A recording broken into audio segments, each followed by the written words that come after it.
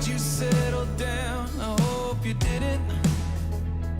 'Cause in my heart I feel like we ain't finished. I've been asking everyone, and man, I hope that they're all wrong. 'Cause you're a once in a lifetime, and I can't move on. If these streets could talk, they'd tell me which way I should go. I'm happy to be joined today on Primetime Local News by Dan Davidson.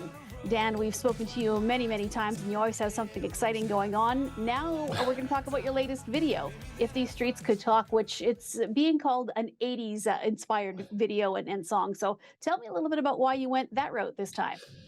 It's hard to say. I guess I was just experimenting. I feel like a lot of artists get afraid to try things, and I just don't want to get trapped in that thing where I'm always repeating myself. I feel like we owe it to music fans out there as artists to try and reinvent ourselves and push some limits and introduce some new flavors and kind of explore creatively. So yeah, I guess a lot of the music I've been listening to over the last year or so has just been kind of from that 80s Americana pop world, and it's sunk its way into my country songwriting, and it's really interesting, and I'm actually really, really excited about it, getting some great feedback, and it's fun to paint with some new colors.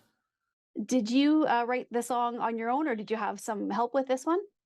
Yeah, I wrote this one with Tim Hicks and with a Canadian in Nashville named Dave Thompson, who's my co-producer on the track. So it's really great. I've written a lot with Tim this year, and he's a pretty well-known artist in Canada, and we've really hit it off and created some cool music that hopefully people see both from his side and from my side in the coming months here.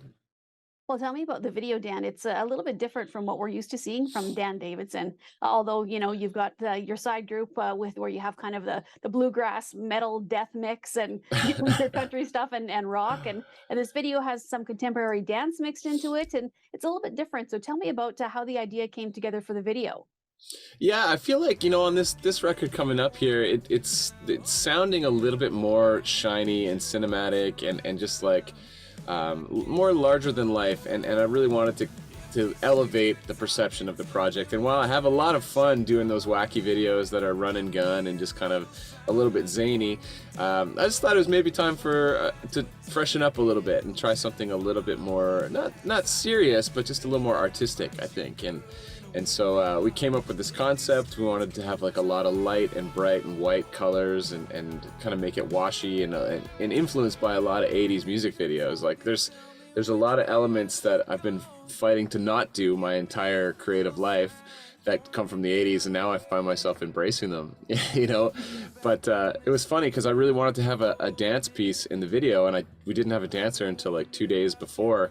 And there was a country fan that was going to an event that I was playing, and she added me on Instagram, and I saw that in her profile photo she had a picture of her dancing, and like randomly I reached out and said, "Hey, I see that you're a dancer. What are the odds that you want to be in a music video?" And so we just lucked out, and we came across this girl from Calgary, Lena Anderson, who dances for the Roughnecks and for the Stampeders, and she's just super talented and made the day easy. So it was cool. It was an interesting thing to do in a country video. So the next singles that'll be coming out, Dan, are they all going to be along this line, or are you mixing things up a little bit?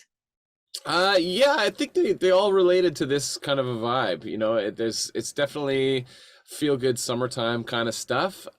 This next song that we're going to be releasing in July is going to be called He Met a Girl, and then the record probably towards October, November is going to be called 1980 something.